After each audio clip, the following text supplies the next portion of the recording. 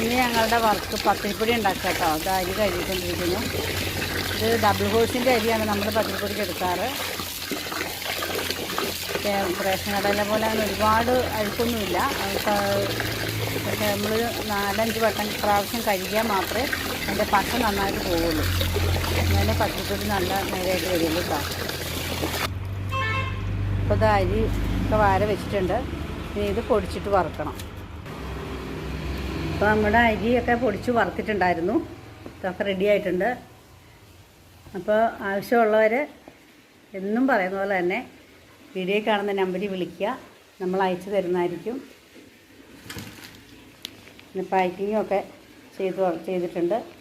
അപ്പോൾ എന്തായാലും വിളിക്കുക, സബ്സ്ക്രൈബ് ചെയ്യുക, ഷെയർ ചെയ്യുക, സഹകരിക്കുക, സപ്പോർട്ട് ചെയ്യുക.